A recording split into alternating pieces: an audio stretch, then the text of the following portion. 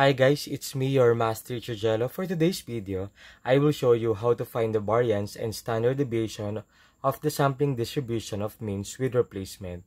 Okay, so ito yung mga formulas na gagamitin natin.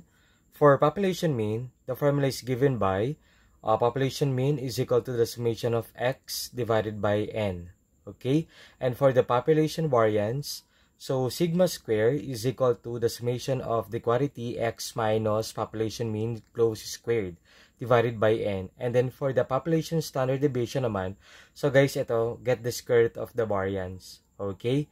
So, and then for the mean of the sampling distribution, the formula is given by mean of the sampling distribution is equal to the summation of the sample mean divided by n, or the total number of observations. And then for the variance of the sampling distribution, the formula is given by the summation of the quantity times the sample mean minus mean of the sampling distribution squared divided by the total number of observations, or n. And then for standard deviation naman guys of the sampling distribution, so we easily get the square root of the variance of the sampling distribution. Okay, so let's answer the example.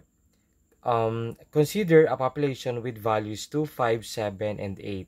So we need to find the population mean, population variance, population standard deviation, and of course we need to find all the possible samples of size 2 which can be drawn with replacement from this population, and find the mean of the sampling distribution of means, find the variance of the sampling distribution of means, find the standard deviation of the sampling distribution of means. Okay, so let's start. So ito yung solution natin guys. So first, gawa tayo ng table. Okay, so since we have 4 observations, right? So sulat muna natin yan. Observation. And then of course, we have 4 values. Tama? Okay.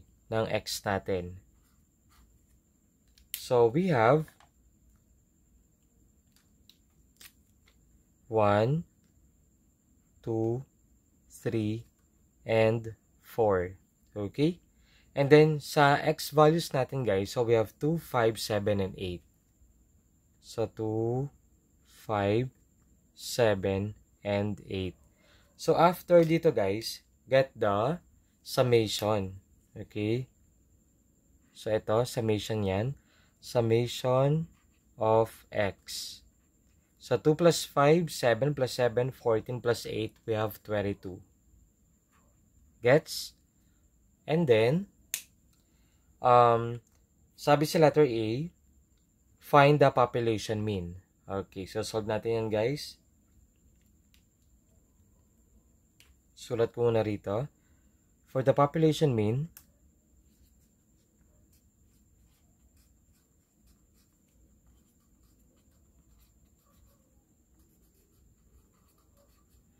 the formula is given by ito. So we have population mean is equal to summation of x over n.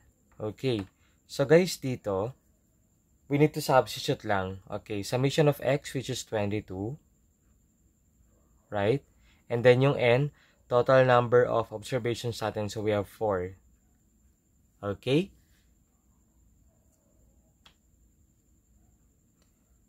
So, ang gagawin natin dyan, i-divide lang natin yan. 22 divided by 4, that is actually 5.5. So, the population mean is equal to 5.5. Gets? So, now, let's continue the table.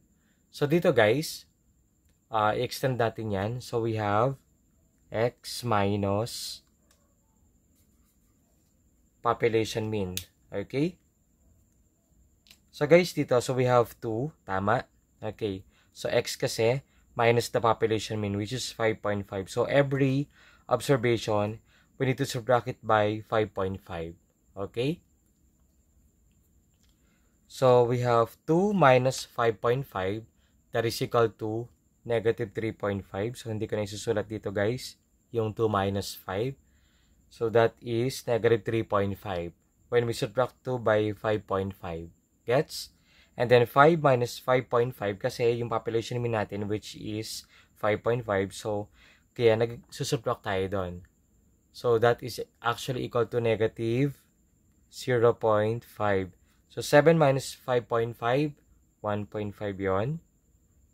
And then, 8 minus 5.5, that is equal to 2.5. So, guys, dito, it doesn't matter kung magiging negative yan kasi later on, i-square naman natin daw. Magiging positive pa rin naman. Okay? So, guys, dito, kung mapapansin natin sa formula, so, we have squared, right? So, ibig sabihin ito, square natin yan. So, x minus mu, or the population mean. Okay. So, ibig sabihin, class, so, yung negative 3.5, ito, square natin yan. That is equal to positive 12.25. Next, negative 0.5 squared, that is equal to 0.25. Okay, nasundan ba ako?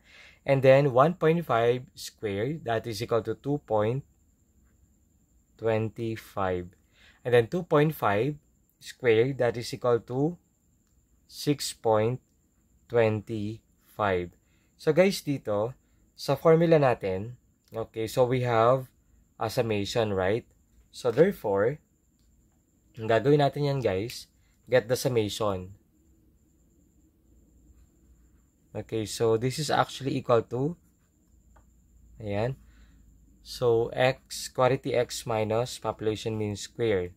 So guys, ito, kapag pag pinag-add natin or get the total, kaya summation, so that is equal to 21. Gets? Okay. So now, sagutan natin yung letter B. Yung letter B dito, find the population variance since nakompleto natin yung table. Okay. So, for the population variance,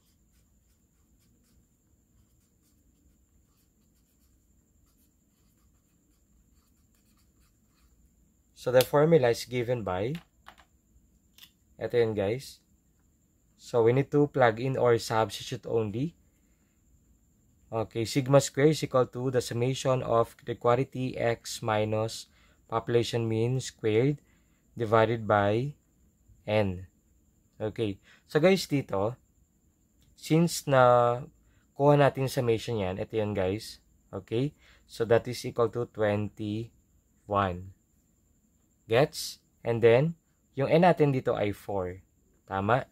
So, 21 divided by 4, that is equal to 5.25. Very good. So, 5.25.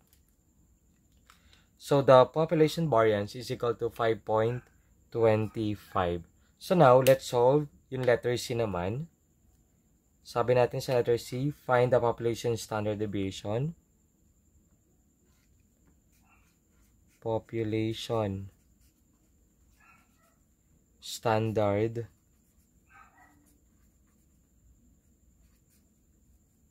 deviation. Okay. So guys, dito, ito yung formula natin. Okay, sigma is equal to square root of, yan, actually square root ng population variance yun. Summation of quantity x minus mu, or the population mean squared divided by n. So guys, ito, kapag sinabstitute natin yan, ito rin yun. Okay? Square root of 21 over 4. So, 21 over 4, that is 5.25. Square root of 5.25. So, get the square root of 5.25. Okay? So, square root of 5.25, that is equal to 2.29. So, meaning, 2.29. Okay, so guys, dito, ang population standard deviation natin ay equal to 2.29. Gets? So now, let's answer letter D. Sa letter D, sabi natin dyan, find all possible samples of size 2 which can be drawn with replacement from this population. Okay, with replacement. So, pwede maulit guys yung given data natin or given value. Gets? Okay, so we have ito letter dito.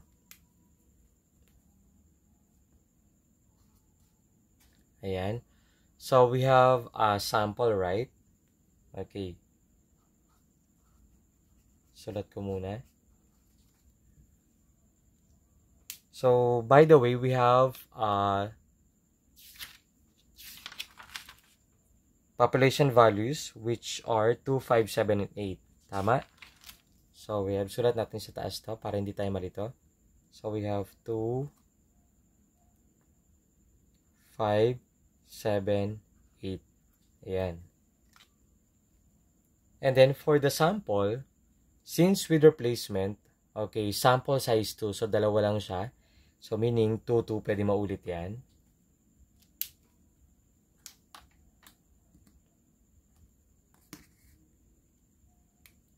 So, we have 2, 2. Okay?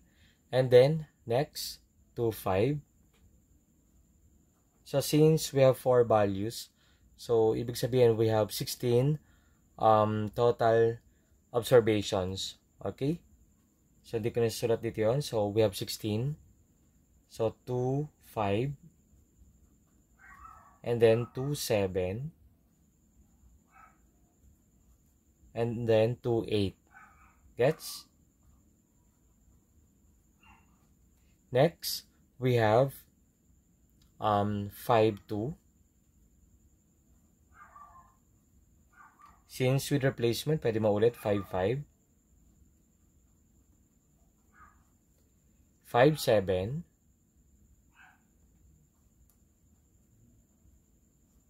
5, 8. Gets? And then we have 7, 2. 7, 5. And since with replacement, pwede maulit 7, 7. And then last, we have 7, 8. For 7, no? We have 7, 8. And then 8, 2. 8, 5. 8, 7. And then, since with replacement, pwede maulit 8, 8. Gets? Okay. So, we have 16 possible total number of observations. So, we have n. So, n equals 16, right? Okay. So, dito guys, kunin natin yung sample mean. Okay? Yan, sample mean. So, how to get the mean? That is average, right? Okay. So, yung average niyan, so 2 plus 2, 4 divided by 2, we have 2 numbers, right? So, 2 pa rin naman yan. So, 2 plus 5, 7 divided by 2, 3.5. And then 4.5. 2 plus 8, 10 divided by 2, 5. So, 3.5. Okay. And then we have 5. 5 plus 7, 12, right? Divided by 2. So, we have 6. 5 plus 8, 13. Divided by 2, 6.5. 7 plus 2, 9. Divided by 2, 4.5. Okay. 7 plus 5, 12. Divided by 2, 6. So, 7. So, 7 plus 8, 15. Divided by 2, 7.5. Tama. So, 8 plus 2, 10. Divided by 2, 5. 8 plus 5, 13. Divided by 2, 6.5. And then, 8 plus 7, 15. Divided by 2, 7.5. And of course, last we have 8. Okay? So, guys, dito, ang gagawin natin dyan, so get the summation of our x bar or the sample mean, no? Okay, summation of the sample mean is equal to, so guys, ito pag tinotal natin yan, that is equal to 88. Okay? And then, dito guys, pwede natin masolve yung letter A natin, no? Since ito na yung letter D natin, find all the possible samples of size 2, okay, which can be drawn with replacement from this population. So now, ito na yon. Letter E, find the mean of the sampling distribution of means. So mean, no? So letter E. Okay. So for letter E, ito na yun guys. So the formula is given by, ayan. So ibig sabihin, mean of the sampling distribution is equal to summation of x bar, or the sample mean, divided by the total number of observations. So guys, dito, substitute lang natin yan. Okay, which is, dito na lang, which is 88, right? Divided by n. So yung n natin dito ay 16. Very good. Okay guys, gamit tayo ng calculator. So 88 divided by 16, that is actually 5.5. Okay? So 5.5 magiging sagot natin doon. So meaning, yung mean of the sampling distribution is equal to 5.5. Okay. So now, para makuha naman natin yung letter F and letter G, ayan, yung variance and standard deviation of the sampling distribution of means. So, we need to complete the table. Okay. So, dito guys, i-extend natin yung table natin. So, the next column will be x bar minus the mean of the sampling distribution. Okay, so meaning, so yung eto natin guys, ito yung value na to, 2 minus the mean of the sampling distribution, ito yun, which is 5.5. So every value, ito, isusubtract natin by 5.5. Okay, so hindi ko na ipapakita kung paano sinubtract. So this is actually equal to, so 2 minus 5.5, that is equal to negative 3.5. Next, 3.5 minus 5.5, that is negative 2, right? Okay. And then 4.5 minus 5.5, that is equal to negative 1. 5 minus 5.5, negative 0.5. And then 3.5 minus 5.5, so same lang yan, negative 2. Tama? Okay, 5 minus 5.5, negative 0.5. And then if we have 6 minus 5.5, so that is 0.5. 6.5 minus 5.5, that is equal to 1. 4.5, so that is equal to negative 1. Tama? So 6 minus 5.5, 0.5. 7 minus 5.5, that is 1.5. 7.5 minus 5.5, that is equal to 2, right? And then 5 minus 5.5, that is negative 0.5. And then 6.5 minus 5.5, that is equal to 1. 7.5 minus 5.5 equals 2. And then 8 minus 5.5, that is equal to 2.5. Okay. So guys, be patient lang kasi mahaba talaga yung magiging solution natin dito. And then, the next thing to do, kumpletuhin natin yung table. So, square natin to guys. So, meaning, yan, yung x bar minus yung mean of the sampling distribution. I-square natin to. Okay, bawat isa. So, dito, magiging negative 3.5 squared, that is 12.25. Okay? So, ibig sabihin negative 3.5 times negative 3.5, that is 12.25. Next, Negative 2 squared, that is actually 4. So 1. And then for 0.5, that is 0.25. Tama? And then kung negative 2, positive 4 yan. So same lang nito, 0.25. Correct me if I'm wrong. And then 0.5, that is same. 0.25. So 1, 1. So 0.25. Gets? 1.5 squared, that is equal to 2.25. Tama? Okay, next. So 2, we have 4. 0.5 na ulit. 0.25 yan, guys. And then 1, 4. 2.5 times 2.5, that is 6.25. Okay. So the next thing to do, guys, get the summation. Okay, bakit kukunin natin summation? Kasi sa formula, we have summation of the quantity sample mean minus the mean of the sampling distribution. Okay, so get the summation. So x bar minus mean of the sampling distribution. Okay, nakalimutan ko, guys. Next. So, get the summation. Guys, pag ito, pinag-add natin yan, that is equal to 42.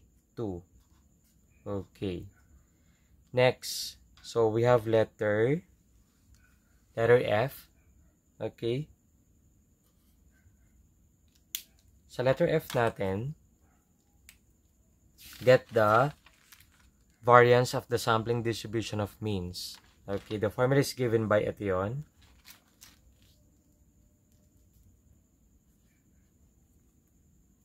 So, wag kakalimutan. Ito yung formula. Is equal to the summation of the quantity x bar minus mean of the sampling distribution square divided by n, right? Okay. So, yun. Correct. Next. So, guys, ito, since may table na tayo, kinuha natin yung summation doon. Plug in lang natin yan, guys. And then, yung n natin ay 16, right? So, ibig sabihin, i-divide lang natin yan, guys. So, 42 divided by 16, that is 2.625. Or 63. Okay. Next, sa letter G natin, find the standard deviation of the sampling distribution of means. Okay, so hanapin natin yan, guys. So the formula is given by sigma, okay, is equal to, so get the square root lang nun, guys. Ayan. Minus mean of the sampling distribution squared divided by n, or the total number of observations. So guys, dito, ito na rin yan. That is, ang pinag-aib lang kasi may square root to. Okay, kasi yung ito, kukunin natin yung square root ng population variance. Okay, so that is 42 over 16. So, ito, pag dinivide natin yan, that is square root of 2.625. And then, get the square root. And then, sa final answer, guys, dapat wala ng radical. Okay? So, kunin natin yon. Square root of 2.625, that is equal to 1.62. So, the answer is 1.62 for the standard deviation of the sampling distribution of means. Okay? So, ganun lang ka-simple. Okay, so this is the end of our video. I hope na meron kayo natutunan. Thank you for watching.